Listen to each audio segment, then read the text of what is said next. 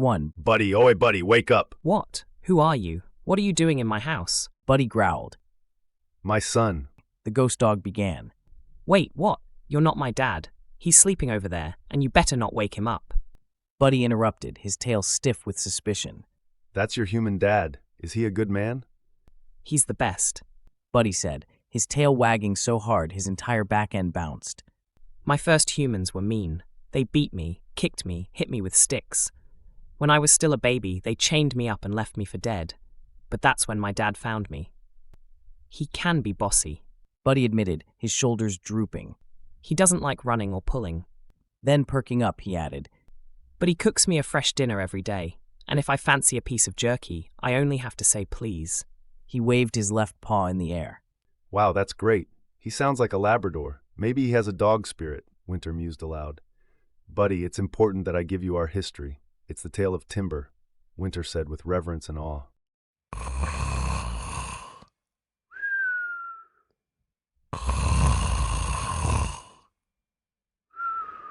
Oh, for dog's sake. Only a husky can fall asleep in their own dream. I'll have to try again tomorrow. In the morning, Buddy woke up tired. His body was fine, but his head felt like it was full of cat food, lumpy and covered in slime. His feet had a mind of their own.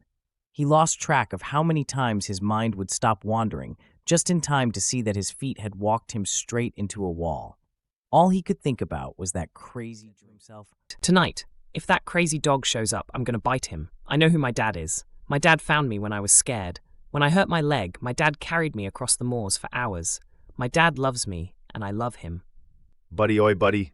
Buddy, buddy, buddy, buddy. Winter called. Oi, oi, oi, buddy, oi. Buddy, oi. Will you shut up? Buddy barked. To Buddy, barking is the height of rudeness. You can imagine how angry he was. You. What do you want? He growled, the hair all down his back standing on end. Hey, buddy, it's me, your doggy dad. Still growling, Buddy snapped. You are not my dad. Quickly, Winter sat and held up his left paw.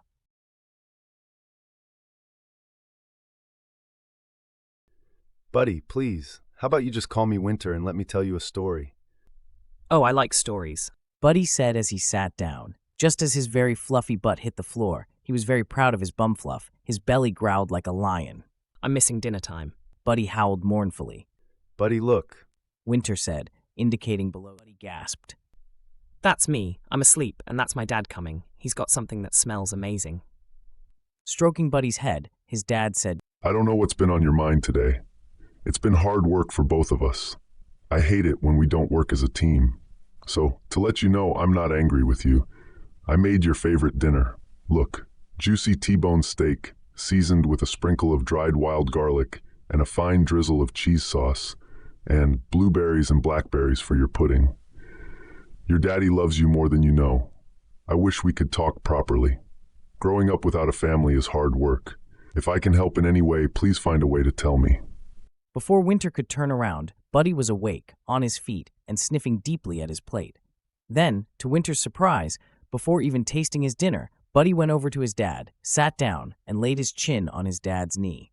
Hello, mate. Do you need to ask something? Jay asked. Buddy lifted his head, licked his lips, looked over to his plate, then back to his dad. With ropes of dribble hanging from his gaping jaw, he lifted his left paw. It's yours, buddy. You don't need to ask. You're a good boy. Go on, then. With that, Buddy lifted his right paw and placed it on his dad's knee. Oh, a thank you. You're welcome. I hope you enjoy it. Buddy tossed his head, bounced over to his dinner, gave a play bow, then jumped back, tossed his head again, turned in a full circle, picked up one blueberry and a piece of steak, sat down, closed his eyes, and chewed thoughtfully. Then, to his dad's surprise, Buddy picked up another blueberry and a piece of steak and laid it at his dad's feet. It's that good, is it, mate? Thank you. Winter looked on, ectoplasm dribbling from his lips and his tongue hanging all the way into the mist that acted as his carpet. It was comical to watch Winter's face change from jealousy to shock as Buddy gave his dad the second mouthful as a demonstration of thanks, respect, and acknowledgement of his dad's role as alpha. Expecting Buddy to quickly fall asleep after eating, Winter curled into a ball to wait. An act that, in the past, would have been warm and comforting, but since his death, his nose was always cold, and his once lovely fluffy tail was now just made of mist, wholly incapable of blocking the wind that never stopped.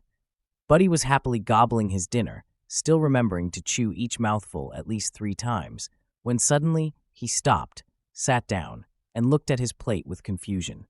On his plate lay 2 pieces of steak, 2 blueberries, and 1 huge blackberry. That's too much fruit.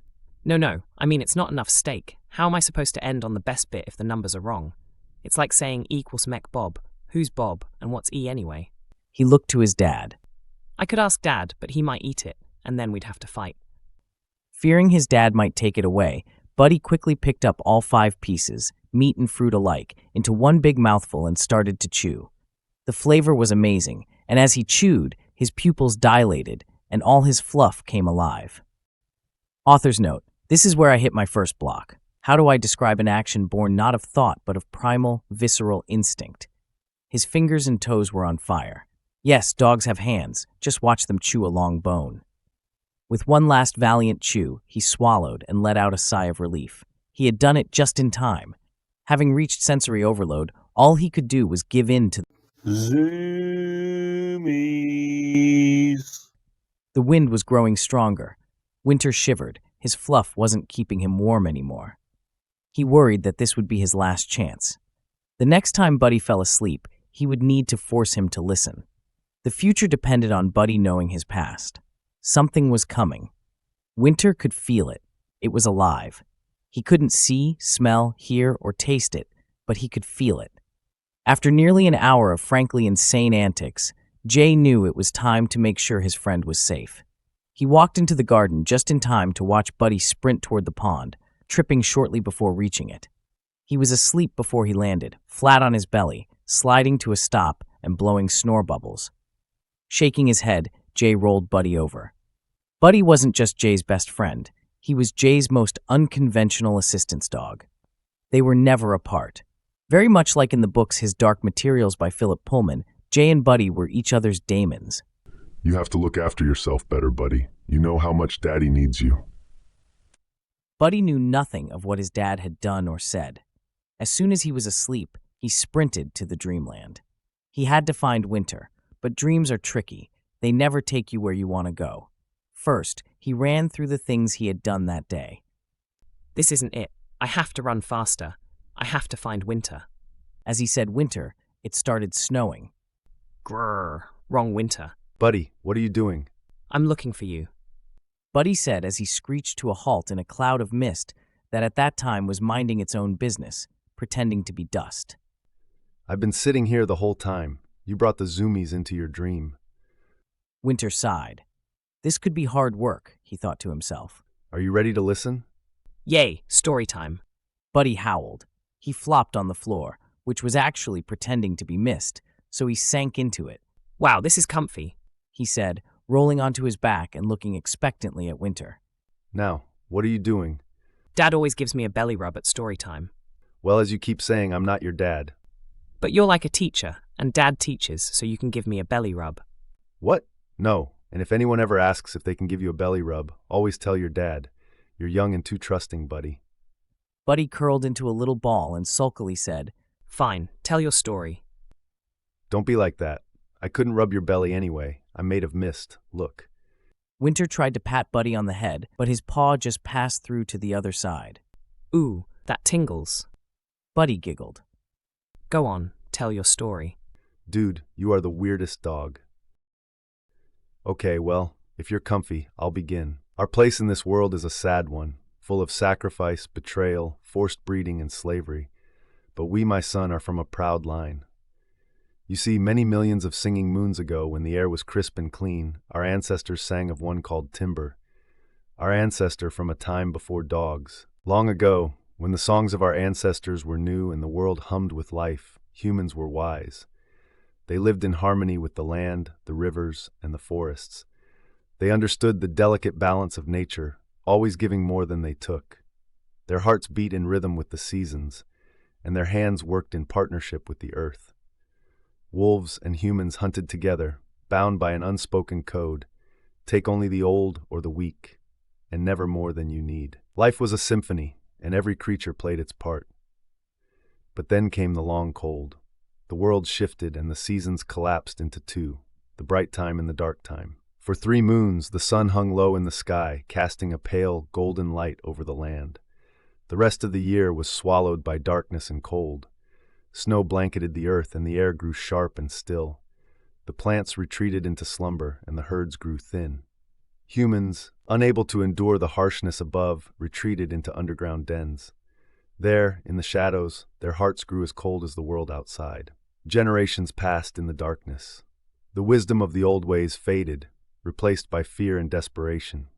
Humans became selfish and greedy, hoarding what little they had and turning their backs on the natural world. They forgot the songs of their ancestors and the code that had once bound them to the wolves. For the wolves, life continued. We kept our packs small and our bonds strong. We tended to the herds, culling the weak and the sick so that the strong might thrive. Even in the long cold, life was good. We were patient, for we knew the world would turn again, and it did. After many generations, the days grew longer and warmer. The snow receded, and life burst forth from the earth in a riot of green and gold. The herds grew fat, and our packs grew large. The forests whispered with the sounds of new growth, and the rivers sang with the melt of ancient ice. Life was good again. But then the humans emerged. They were not the humans we remembered. Most had perished in the long cold, and those who survived were twisted and deformed, their bodies and minds broken by the darkness. The knowledge and wisdom of their ancestors were lost to them. They were brutish and wasteful, driven by hunger and fear. When they hunted, they killed without thought or mercy, slaughtering the healthy and the young. The herds grew old and sick, and the balance of the land was shattered. Life became hard once more. Our packs grew smaller, and the songs of our ancestors grew faint. It was during this time that Timber was born. And it was during this time that Shadow, the giant black dire wolf, rose to lead the pack. Shadow was the last of his kind, a relic of a time when wolves stood tall and proud, their voices echoing across the vast wilderness. He was a creature of legend, standing 18 hands taller than any wolf in the pack. His fur was as black as the deepest night, and his eyes glowed like embers in the dark. He could almost look a horse in the eye, and his presence commanded respect from all of nature. Shadow remembered the old songs, the ones sung during the long warming, when the forests were thick and the rivers ran clear. He remembered the days when humans and wolves hunted together, bound by the code of nature. He remembered the balance, the harmony, the way the world was meant to be. But those days were gone. Now Shadow led the pack through a world scarred by greed and waste. He carried the weight of his ancestors' legacy on his broad shoulders, and he vowed to uphold the old ways, even as the humans spiraled further into chaos. He would teach the pack to survive, to endure, and to remember. For Shadow knew that the world would turn again, and when it did, he would be ready. Author's note and possible next story. Do you need evidence of the old ways? Just look at the Sphinx. Ignore the graffiti carved into its surface by careless hands. The human face you see today was added much later, a hollow attempt to draw curious eyes and fill coffers with coin. But long before humans were forced to dig their cities underground, before the long cold gripped the world, the Sphinx stood as a grave marker. It was not a monument to human kings or gods, but to Fenris, the loyal friend, hunting companion, and guardian of the wolf time. Fenris was no ordinary wolf. He was a legend, a creature of strength and wisdom who walked beside humans when the world was young.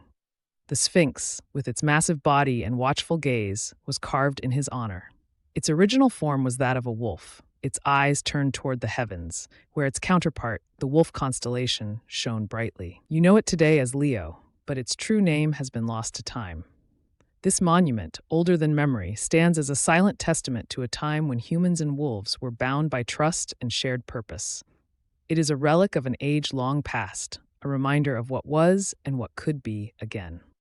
Sorry for the diversion now, back to the story. Last winter, Shadow had been strong. When he conquered the pack, Fang, the former alpha, had submitted without a fight. Shadow's size and strength were unmatched, his presence commanding respect and fear in equal measure. But things had changed. The mammoths hadn't returned this year.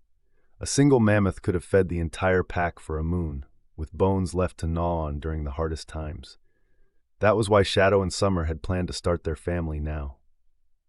The timing should have been perfect. The pack was strong, the grass was long and plentiful, the herds would grow fat on their long migration, the future was bright. But the mammoths didn't come. Shadow had done everything right.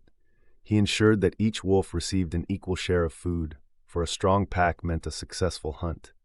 But his massive frame required 4 times as much food as the others.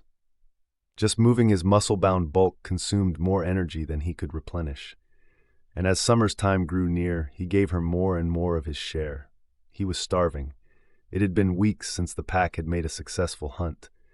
They survived on rodents and scraps, but everyone knew it wasn't enough. The pack was weakening, and Shadow could feel the tension rising. Fang, his brash and ambitious captain, watched him with calculating eyes. It was only a matter of time before Fang challenged him. Summer would drop her litter any day now. Shadow had to provide for his family. He was the alpha. It was his duty, his purpose. But he was weak, and he knew it. His body trembled with exhaustion, his muscles aching from the relentless struggle to survive. He knew he couldn't win a fight against Fang. He knew he might not survive the winter. As Shadow gazed at the moon, its pale light bathed the frozen landscape in an eerie glow. The moon, the ever-present embodiment of the all-seeing, all-knowing dog, seemed to mock him with its serene indifference. The cold wind howled through the trees, carrying with it the scent of snow and death. Shadow's thoughts turned to Fang's insidious suggestion. If we hunt the humans, we will never go hungry again.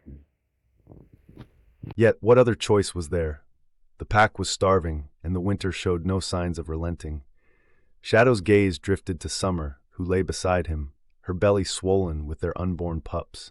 The future depended on them, but how could Shadow ensure their survival when his own strength was failing?